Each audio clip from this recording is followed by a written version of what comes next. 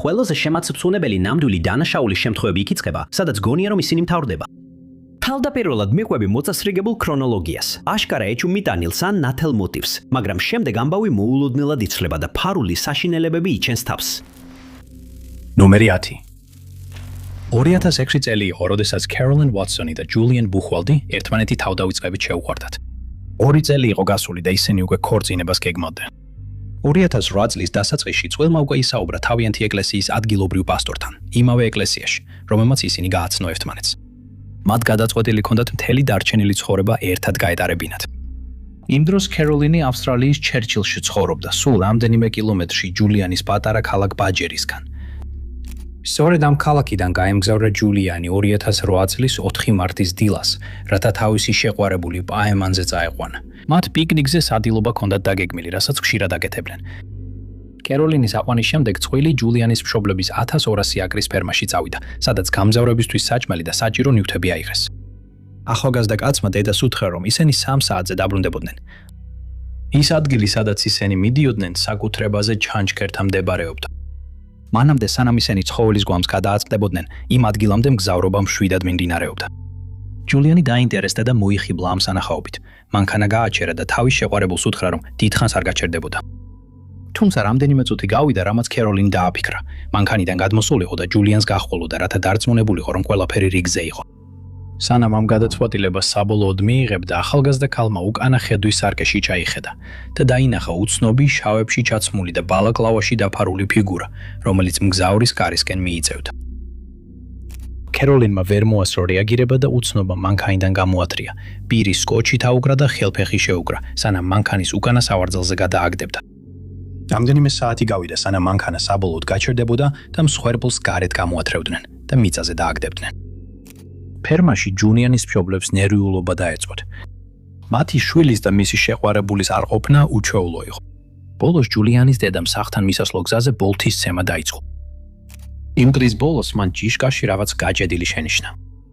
ეს იყო წერილი, რომელიც როგორც ჩანდა გამტაცებლებისგან იყო მოსული. შეტყობინების შინაარსი მიანიშნებდა, რომ ჯულიანის ოჯახს თავდამსხმელები იცნობდნენ, რადგან წერილში ეწერა ისეთი წინადადებები, როგორიცაა მშვიდად არ გვეცადე ცხოვრება და მაშინ დაგიბრუნებთ, როცა ამ ტერიტორიაზე ჩვენს საქმეს დავასრულებთ.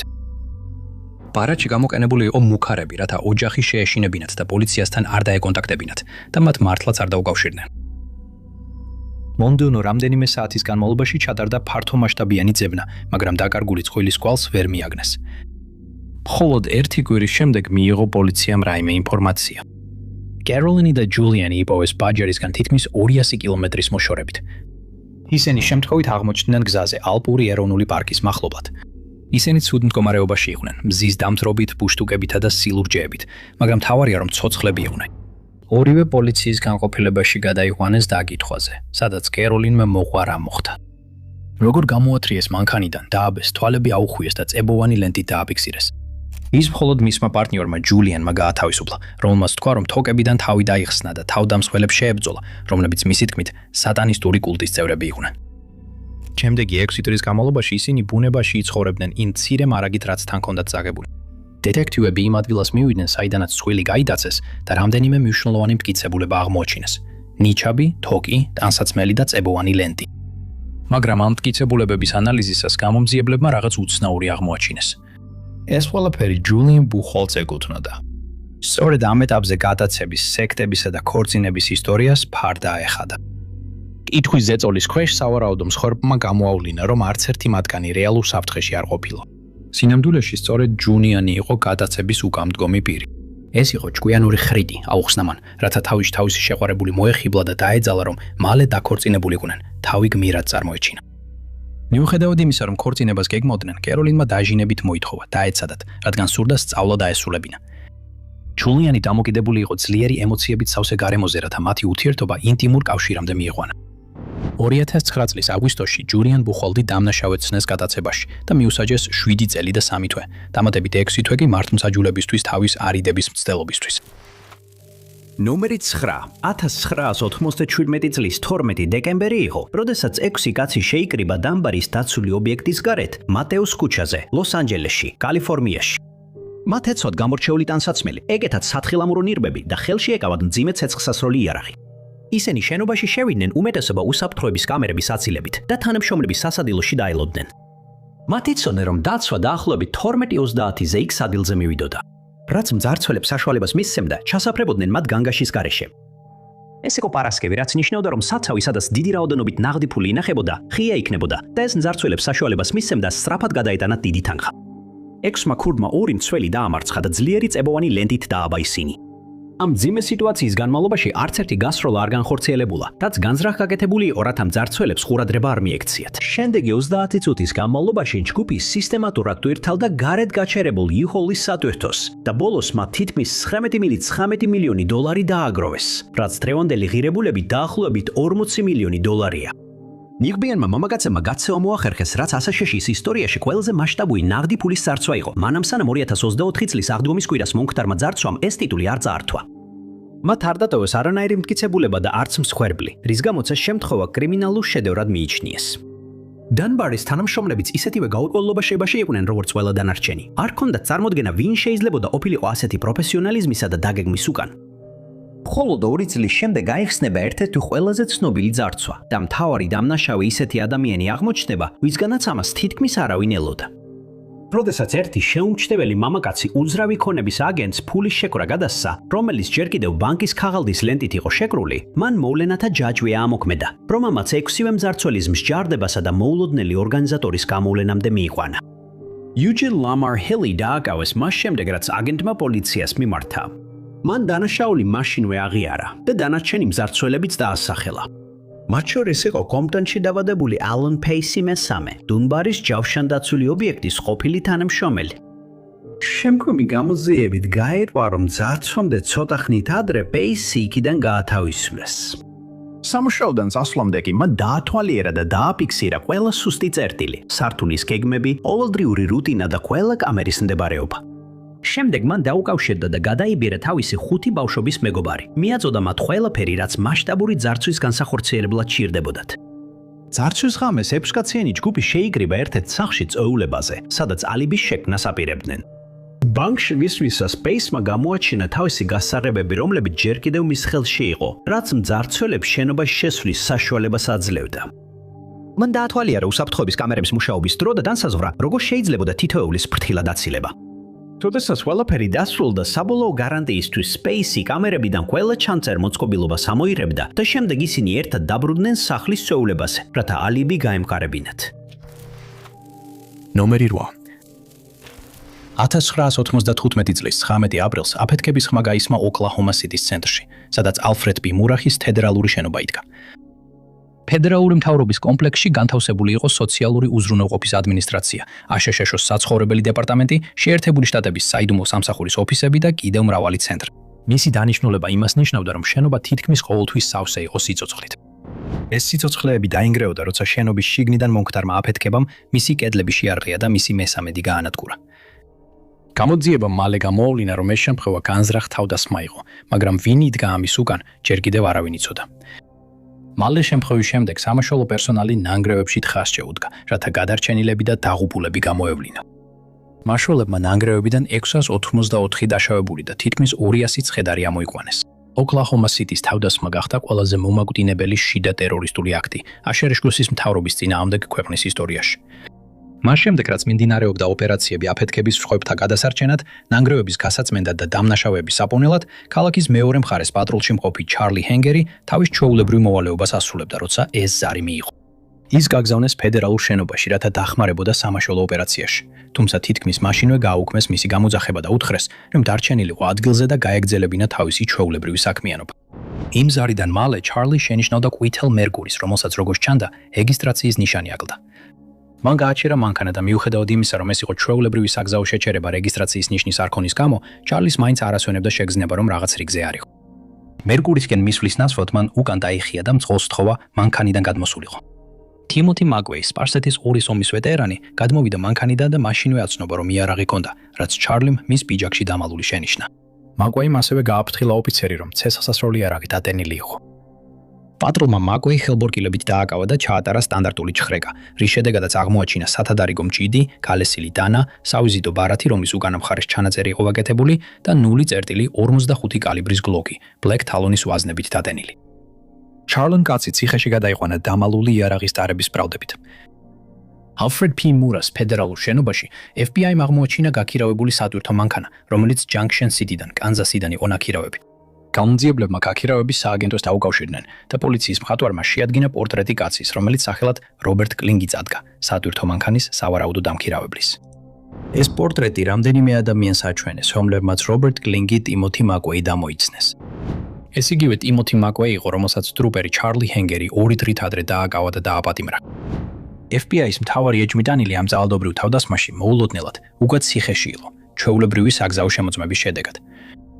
საუზდო ბარათი, რომელიც ჩარლი მაკვეისთან იპოვა, გადამწყვეტი მტკიცებულება გახდა. ის სამხედრო ჭარბი მარაგის მაღაზიიდან იყო, ხოლო ბარათის უკანა მხარეს წარწერა ეწერა: მეტი TNT დაგჭირდება. $10 თითო ვერზე. ნომერი 7. 2012 წელი იყო, როცა დეივ კრუპა 37 წლის მექანიკოსი ომაჰადან ნებრასკა ცდილობდა ცოლთან ცოტა ხნის წინ დაშორების შემდეგ ისევ დაბრუნებულიყო გაცნობის სამყაროში. დეივ კრუპა როგორც ჩანს სიამოვნებით ერთებოდა გაცნობის სამყაროში და ამბობდნენ, რომ ერთდროულად ერთზე მეტ ქალთან ჰქონდა ურთიერთობა. მას აღწერდნენ როგორც კარბი ჩვეულებრივ კაცს, რომელიც უბრალოდ უიმესთან ყოფნას ეძებდა. ესეთი ურთიერთობა შანონ ლის გოილერთან იპოვა, რომელთანაც არასერიოზულად ხდებოდა. ლიზი იმ დროს ოფიციანტად მუშაობდა და დედა იყო. ერთი შვილი ჰყავდა. ვინც მას იცნობდა, ამბობდა, რომ მეგობრული იყო, თუმცა ასევე ცნობილია, რომ საკმაოდ კონკურენტული ხასიათი ჰქონდა და ეჭვიანობაც ახასიათებდა. როცა 37 წლის ქერი ფარვერი გამოჩნდა, ლიზის ხასიათი აშკარად გამოიკვეთა. ქერი ჭკვიანი ქალი იყო, მარტოხელა დედა, რომელიც აიოვაში ცხოვრობდა და მუშაობდა პოტავატამის ოლქის ხაზინის ოფისში. ქერის ახლობლები მას მზრუნველ, მხიარულ და პასუხისმგებელ ადამიანად ახასიათებდნენ. დეიმმა ორივე ქალს ნათლად აუხსნა, რომ მათთან უბრალოდ არასერიოზული ურთიერთობა ჰქონ და იმ დროს სერიოზულ ურთიერთობას არ ეძებდა. ქერინგ და ლიზმაც იცოდნენ ერთმანეთის შესახებ და აცნობიერებდნენ იმ სიყვარულის სამკუთხედს, რომელშიც აღმოჩნდნენ. ხანდახან დეივის ბინის დერეფნებში ერთმანეთს ხვდებოდნენ, როცა ერთი მიდიოდა და მეორე სწორედ მაშინ მოდიოდა. 2012 წლის 14 დეკემბრის დილა კი იყო ბოლო დღე, როცა ქერი დეივს ესტუმრა. იმ დილით დატოვა მისი ბინა და შემდეგ მოულოდნელად შეწყვიტა მასთან ურთიერთობა. თავდაპირველად ქერის ოჯახმაც მისგან აღარაფერი ესმოდათ და შეშფოთდნენ. მაგრამ დღის ბოლოს მათ პასუხები მიიღეს, რამაც მათი შეშფოთება კიდევ უფრო გაამზაბრა. მიღებული პასუხები ქერისთვის უჩვეულო იყო. მან უთხრა, რომ სხვა შტატში გადადიოდა და აღარ სურდა მათთან ან საკუთარ შვილთან კონტაქტი. დეიმაც მიიღო მსგავსი შეტყობინება, სადაც ეწერა, რომ ის კანზასში გადადიოდა ახალი სამსახურის დასაწყებად და ცოტა სივრცე სჭირდებოდა. თუმცა ამის შემდეგ ტონი შეიცვალა. მისი შეტყობინებები აგრესიული, ბრაუნდებელი და დამუქრებელი გახდა. შემდეგი 3 წლის განმავლობაში განუწყვეტელი შეტყობინებები გაგრძელდა, მაშინაც კი როცა დეივმა ოფიციალურად დაიწყო ურთიერთობა ლიზთან, რომელიც იმავე წამებას დაექვემდებარა. შეტყობინებებში ხაზგასმული იყო, რომ ქერი მათ უთვალთვალებდა და მოყვანილი იყო ძალიან კონკრეტული დეტალები მათი პირადი ცხოვრებიდან, რაც კიდევ უფრო ამყარებდა აზრს, რომ მათ უთვალთვალებდნენ. მოვლენები დასრულდა 2 შემაკავებელი ორდერის გაცემით, რომელიც დეივმაც და ლიზმაც ქერის წინააღმდეგ მიიღეს, რომელიც 2015 წლისთვის ჯერ კიდევ არავის ენახა მისი ახლობლებიდან. მისი ოჯახის შეშფოთება მისი უსაფრთხოების გამო და ეჭვებმა, ნამდვილად თუ იყო ეს ტექსტები და ელფოსტები მისგან გამოგზავნილი, საქმე ხელახლა გადახედეს. ომაჰას პოლიციის დეპარტამენტის დეტექტივებმა ყურადღება დეივზე და ლიზზე გაამახვილეს, რადგან ორივე მათგანი შევიწროების მსხვერპლი იყო. დეივი თითქმის მაშინვე გაათავისუფლეს ეჭვმიტანილთა სიიდან, მაგრამ ლიზმა თავის მხრივ მეტი ყურადღება მიიპყრო. მას შემდეგ, რაც მან გამომძიებლებს კერისგან მიღებული ხელნაწერი წერილი აჩვენა და განაცხადა, რომ სახლი თავად დაწვა, მათ ციფრულ კვადზე მუშაობა დაიწყეს. IP მისამართის გამოყენებით დეტექტივებმა შეძლეს დაედბინათ, რომ შეტყობინებები იგზავნებოდა ომაჰას ადგილობრივი Wi-Fi წერტილებიდან, მაგალითად ბიბლიოთეკებიდან და ბიზნესებიდან. გამომძიებლები ასევე დაადგენდნენ, რომ ამ ადგილობრივ წერტილებს ხშირად სტუმრობდა ერთი პირი, რომელიც საქმეში იყო ჩართული. დღეს კერი არ იყო. ლის გოილერი, როგორც აღმოჩნდა, არ ყოფილა შევიწროების მსხვერპლი, არამედ თავად იყო ყველაფრის უკანდგომი. მას შემდეგ, რაც პოლიციამ მისი iPad ჩამოართვა, მათ საკმაოდ რთული შეთქმულება და მკვლელობის მტკიცებულებაც აღმოაჩინეს. iPad-ში აღმოჩენილი მტკიცებულებებით დეტექტივებმა დაადგინეს, რომ ქერი ცოცხალი აღარ იყო. ლიზმა, რომელიც შურისგან გაცოცხლებული იყო როგორც იუწყებიან, ქერის სიცოცხლე წაართვა და რო ყველას კვალი აერია, მის სახელით თავის გასაღება დაიწყო.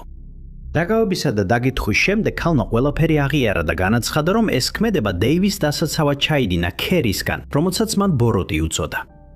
2017 წელს, მას შემდეგ რაც ქერი 5 წლის განმავლობაში დაკარგული იყო, ლიზი პირველი ხარისხის მკვლელობისთვის გაასამართლეს და სამუდამო პატიმრობა მიუსაჯეს. სამწუხაროდ ქერი ვერასდროს იპოვეს, მაგრამ მიუხედავად იმისა, რომ მისი სხეული ვერ იპოვეს, დეტექტივებმა შეძლეს სიმართლის დადასტურება მისი ოჯახისათვის, რომლებიც თავიდანვე გრძნობდნენ, რომ ყველაფერი ისე არ იყო, როგორც ჩანდა. ნომერი 6. ბაღდადში მდებარეობს ერაყის ერთ-ერთი ყველაზე დიდი კომერციული ბანკი, რომელიც ისტორიაში ერთ-ერთი ყველაზე მასშტაბური ბანკის ძარცვის სცენად იქცა. ეს იყო და ეს სალამის საინვესტიციო ბანკი, რომელიც მასშტაბური ძარცვის სამიზნე გახდა. ამან გამოიწვია 282 მილიონი ამერიკული დოლარისა და 220 მილიონი ერაული დინარის დაკარგვა, რაც იმ დროს დაახლოებით 173,000 დოლარი ღირდა. ეს იყო 2007 წლის 11 ივლისს, ერაყის სამოქალაქო ომის დროს, როდესაც ეს მასშტაბური ძარცვა აღმოაჩინეს, რამაც უამრავი პასუხგაუცემელი კითხვა და სამართლებრივი ქმედების ნაკლებობა დატოვა. იმ დილით, როგორც ჩვეულებრივ დღეს, დარ-ეს-სალამ ბანკის მენეჯერები საცავში შევიდნენ, რაც უსაფრთხოების რუტინული პროცედურა იყო. თუმცა მათი გაოცებით ბანკის საცავი ცარიელი აღმოჩნდა. 282 მილიონი აშერეშკუ დოლარი და 220 მილიონი ერაული დინარი გამქრალი იყო. იმის გამო, რომ ერაყის პოლიციის რესურსები და შესაძლებლობები მიმდინარე ომზე იყო კონცენტრირებული, ამ შემაშფოთებელი შემთხვევის გამოსაძიებლად თითქმის არაფერი გაკეთდა. ისინი, ვინც ამ საქმეს მაინც დააგვირდა, მიუთითებდნენ დანაშაულის ერთ აშკარა, მაგრამ მაინც შოკის მომგრელ დეტალზე. ეს შიგნიდან მოწყობილი საქმე იყო. როდესაც სამი დაცვის თანამშრომელი შემდეგ დღეებში სამსახურში არ გამოცხადდა, ნათელი გახდა, რომ ისინი ამ დიდ ძარცვაში იყვნენ ჩართული. მათ სიჩუმესა და ღამის სიბნელეს გამოიყენეს, სისტემატურად განახორციელეს ძარცვა და უკვალოდ გაუჩინარდნენ. მაშინ, როდესაც მსოფლიო ყურადღებას ამახვილებდა სექტერულ ძალადობაზე, სამი კაცი, რომლებსაც ჰქონდათ კოდები და გასაღებები, მსოფლიოს ერთ-ერთი ყველაზე პრესტიჟული ბანკისგან, ახორციელებდნენ იმას, რაც ისტორიაში ერთ-ერთ უდიდეს ბანკის ძარცვად იქცა. მათ არ გამოუყენებიათ ასაფეთქებელი ნივთიერებები, არც ქურდობის ინსტრუმენტები, არ ჰქონდათ არც რაიმე რთული გეგმა და არც ბანკის ძარცვის განსაკუთრებული ცოდნა. მათ გამოიყენეს მხოლოდ იდეალური დროის შერჩევა, შიდა პროცესების ცოდნა და გადადვირთული პოლიცია. იმიტომ რომ ისინი ბაღდადის არც ერთ საკონტროლო გამშვებ პუნქტზე არ შეაჩერეს, გაჩნდა თეორია, რომ ეს ადამიანები შესაძლოა უფრო სერიოზულ შეთქმულებასთან იყვნენ დაკავშირებულნი და სავარაუდოდ ჰქონდათ კავშირი მილიციასთან, რომლებმაც მათ საშუალება მისცეს ბაღდადიდან გასულიყვნენ, ფული წაეღოთ და სისტემიდან გამქრალიყვნენ. ამ ნამდვილი დანაშაულის საქმის ყველაზე შოკის მომგრელი ნაწილი ის არის, რომ მონაწილეთაგან არც ერთი არ დაუკავებიათ, თუმცა ფულის დიდი ნაწილი დროთა განმავლობაში კვლავ გამოჩნდა. ნომერი 5. ჰიზერ კვანი და რაიან ვალერი თითქმის 8 თვე ხვდებოდნენ ერთმანეთს, როცა გადაწყვიტეს ერთად გადასვლა და ფენიქსში, არიზონაში ბინა იქირავეს კიდევ ერთ თანამცხოვრებთან, სახელად ალიშასთან ერთად. 2006 წელი იყო, რაიანმა ახლახან დაასრულა საშუალო სკოლა, ხოლო ჰიზერი კოლეჯში სწავლას აგრძელებდა. ყველას თქმით, მათი ურთიერთობა ჩვეულებრივად გამოიყურებოდა. ორივე ძალიან უყვარდათ ერთმანეთი და ყველაფერი კარგად მიდიოდა. ამიტომაც ყველა, ვინც წყვილს იცნობდა, გაოცებული დარჩა, როცა პოლიციელებმა მათი ბინა შობის დღის ალყაში მოაქციეს. მას შემდეგ, რაც შეშფოთებულმა ოჯახის წევრებმა წყვილისგან იმ დღეს ხმა ვერ გაიგეს. ოფიცრები ბინაში შევიდნენ და აღმოაჩინეს, რომ ჰიზერი სასიკვდილო თავდასხმის მსხვერპლი იყო, ხოლო რაიანი დალურჯებული თვალით ბინაში ჩვეულებრივად მოძრაობდა. იმის რწმენით, რომ სწორედ მან ჩაიდინა ეს ტრაგიკული თავდასხმა, რაიანი დააკავეს და დაკითხვაზე გადაიყვანეს. მაგრამ რაიანს იმ დღის მოვლენებიდან ბევრი არაფერი ახსოვდა. დეტექტივებმა ივარაუდეს, რომ მას და მის პარტნიორს შორის რაღაც სახის ოჯახური კონფლიქტი მოხდა, რომელიც განწოდა, ფიზიკურ დაპირისპირებაში გადაიზარდა და ფატალურად დასრულდა. რაიანი 4 საათს პოლიციის მანქანაში გაატარებდა და კიდევ 2 საათს დაკითხვის ოთახში. დაგავებინან 6 საათის შემდეგ დეტექტივებმა აღმოაჩინეს, რომ რაიანის შავი თვალი არ იყო გამოწვეული იმით, რომ მსხვერპლი თავის დაცვას ცდილობდა. სამედიცინო ასისტენტები მივიდნენ განყოფილებაში და შეამოწმეს აშკარა ჭრილობა. აღმოჩნდა, რომ რაიანი გადაურჩა გასროლას. ფოია შევიდა მის მარცხენა თვალში და დააზიანა ტვინის ფუნქცია. მისი მდგომარეობის მიუხედავად და საავადმყოფოში გადაყვანამდე, მან შეძლო დაესახელებინა თავდამსხმელები, რომლებმაც მისი შეყვარებული მოკლეს და მას შემდეგ მას მძიმე კრონჩხები დაუტოვეს. მან დამნაშავეებად დაასახელა თავისი ყოფილი ოთახის მეზობელი, რიჩი კარვერი და კარვერის მამა, ლარი. რაიანს პირველად ესროლეს, მაგრამ კარვერი შემდეგ ოთახში შევიდა, სადაც მოკლა ჰიზერი, რომელიც დივანზე ისვენებდა. შემდეგ მამაშვილმა სახლის გაძარცვა დაიწყეს. წაიღეს გიტარა და რამდენიმე ელექტრონული ნივთი, რომელთაგან არც ერთი აღარ უპოვიათ. მაგრამ დამნაშავეებმა არ იცოდნენ, რომ რაიან ვალერი თავდასხმას გადაურჩა და საკმარისად დიდხანს იცოცხლა, რათა ისინი ამოეცნო და მათი საბოლოო დაპატიმრება ინახა. ნომერი 4. ეს იყო მე-7 ბლოკი ჰითროუს საერთაშორისო სავაჭრო კომპლექსში, დასავლეთ ლონდონში, ინგლისში, რომელიც გახდებოდა ერთ-ერთი ყველაზე დიდი და სამარცხვინო ცნობილი ძარცვის ადგილი ბრიტანეთის ისტორიაში. ეს თითქოს ჩვეულებრივი საწყობი, რომელიც მრავალი მსგავსი ერთეული შორის იყო დამალული, სინამდვილეში ძვირფასი მეტალების დიდი მარაგის მთავარი ცენტრი იყო. მეშვიდე ბლოკს მართავდა Brinks Medma, რომელიც შეიქმნა პარტნიორობის შედეგად ცნობილი ამერიკული უსაფრთხოების ორგანიზაცია Brinks-სა და ლონდონში დაფუძნებულ Met Transport-ს შორის. ერთობლივი ძალისხმევა მიზნად ისახავდა მაქსიმალური უსაფრთხოების უზრუნველყოფას, შიგნით შენახული ძვირფასი ქონებისთვის. საწყობი თავად განკუთვნილი იყო Johnson Matthey Bunkers Limited-ის საკუთრებაში არსებული ზოდების შესანახად, რომელიც არის მაღალი რეპუტაციის მქონე ფინანსური ინსტიტუტი და დიდი ხნის გამოცდილება აქვს ძვირფასი მეტალების ვაჭრობაში. ესეთი ძვირფასი ზოდების არსებობა ამ ადგილს აშკარა და მათწუნებელ სამიზნედ აქცევდა მათთვის, ვინც დიდ ძარცვას გეგმავდა. არსებული უსაფრთხოების ზომები უნდა დაეშინებინან ნებისმიერი პოტენციური დამნაშავისთვის. მაგრამ როგორც ისტორია მალე აჩვენებდა, ხანდახან ყველაზე ფრთხილად მომზადებული დაცვაც კი შეიძლება გათხდეს. 1983 წლის 26 ნოემბერს დილის 6:40 საათზე 6 ნიღბიანი და შეიარაღებული მძარცველი გაფრთხილების გარეშე შეიჭრა საწყობში. თანამშრომლები, რომლებიც ჩვეულებრივ საქმიანობას ასრულებდნენ, შოკში ჩავარდნენ ამ კრიმინალების მოულოდნელი გამოჩენით. ბანდამ სისტემურად იმოქმედა, აშკარად წინასწარ ჰქონდა დაგეგმილი ეს თავდასხმა. მათ ბენზინი დაასხეს მთელ დაწესებულებას, იატაკები დაასველეს და დაემუქრნენ, რომ ცეცხლს წაუკიდებდნენ, თანამშრომლებს შიგნით გამოკეტავდნენ თუ არ ითანამშრომლებდნენ და სეიფის კოდს არ გაამხელდნენ. ზეწოლა ძალიან ძლიერი იყო, თანამშრომლებს თითქმის არ ჰქონდათ სხვა არჩევანი, გარდა იმისა, რომ დაემორჩილებინათ. თავდაპირველად მიიჩნეოდა, რომ დამნაშავის მიზანი იყო სეიფში შენახული 1 მილიონი ფუნტის ღირებულების ესპანური პესეტები. თუმცა, როდესაც სეიფის კარები გაიღო, მძარცველებმა მოულოდნელი სურათი იხილეს. 3 ტონა სუფთა ოქროს ზოდები, რომელიც იქ მხოლოდ მოკლე დროით უნდა შეენახათ. საწყობში ღამით შეინახა 6800 ოქროს ზოდი, რომელთაგან თითოეული თავისთავად მცირე ქონებას წარმოადგენდა. ეს უზარმაზარი ტვირთი მალევე უნდა გადაეტანათ ჰონგ-კონგში. სეიფის გახსნის შემდეგ შექმნილ არეულობაში ქურდები სწრაფად და მეთოდურად მოქმედებდნენ. მათ მანქანებში ჩატვირთეს არა მხოლოდ ესპანური პესეტების ნაღდი ფული და ოქროს ზოდები, არამედ პლატინაც, საოცარი 1000 კარატი ბრილიანტი და 250,000 დოლარის ღირებულების სამოგზაურო ჩეკები. ბანდის ნაძარცვი იმ დროისთვის 26 მილიონ ფუნტს შეადგენდა, რაც დღევანდელი კურსით დაახლოებით 290 მილიონ ფუნტს უდრის. როდესაც ყველაფერი დასრულდა და სამართალდამცველები ბოლოს და ბოლოს შემთხვევის ადგილზე მივიდნენ, ყველასთვის პირველი და ყველაზე მნიშვნელოვანი კითხვა იყო: როგორ მოახერხეს მძარცველებმა ასეთი მკაცრი უსაფრთხოების ზომების გვერდის ალყა? პასუხი უკვე დრამატულ ამბავს კიდევ უფრო შოკის მომგრელ შემოტრიალებას შესძენდა. აღმოჩნდა, რომ საწყობში მორიგე დაცვის თანამშრომელი მძარცველებთან ერთად იყო გარიგებული. დაცვა, ენტონი ბლეკ, მძარცველთა ბანდა საწყობში შესვლის ნება დართო და მათ დიდ ძალი ნადავლის გატანაში დაეხმარა.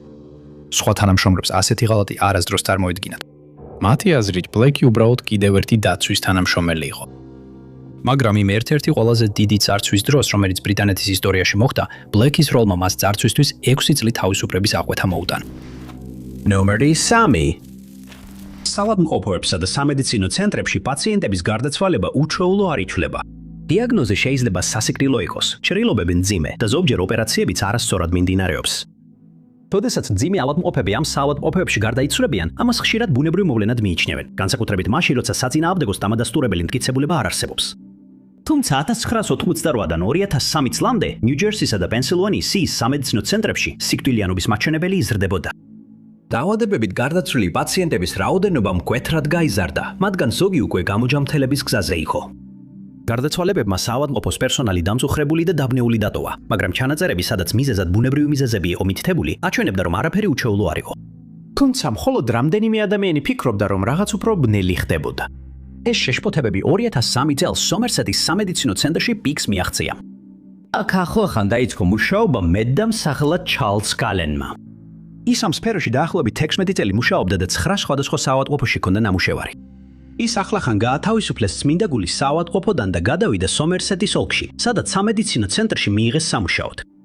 იმ წელს დაწესებულების თანამშრომლები დაგლილები იყვნენ მას შემდეგ, რაც შენიშნეს, რომ ერთ-ერთი მედდა წამლებს არასწორად აძლევდა პაციენტებს. შემდეგ საავადმყოფოში ჩატარდა შემოწმება და აღმოჩნდა, რომ წამლების არასწორმა მიცემამ რამდენიმე პაციენტის გარდაცვალება გამოიწვია. იმ დროისთვის დაახლოებით 12 პაციენტი იყო. ამ გამოძიების ცენტრში იყო კალენი, ახალი მედდა. გამოძიება გამოავლენდა წარმოუდგენელს. მედდა განზრახ აძლევდა პაციენტებს არასწორ დოზებს და არასწორ წამლებს, რის შედეგადაც 12-ზე მეტი ადამიანი დაიღუპა. მისი დანაშაულები თუმცა ამაზე ბევრად ცდებოდა. 2 თვის შემდეგ რაც გამოძიება დაიწყო, კალენი, რომელიც არ იცოდა რომ მას ინძიებდნენ, მეგობართან და კოლეგასთან ეიმი ლოუფრანთან ერთად ვახშმად გავიდა. ეიმი ლოუფრანს დამალუნა მიკროფონი ეკეთა ვახშმობისას, რაც გამონძიებლებს საშუალებას აძლევდა მოესმინათ ის, რაც კოშმარულ აღიარებად იქცა. იმ ღამეს კალენმა ეიმის უამბო, როგორ ირენებდა სხვადასხვა მედიკამენტის სასიკვდილო დოზებს, რათა 40-მდე ადამიანის სიცოცხლე დაესრულებინა.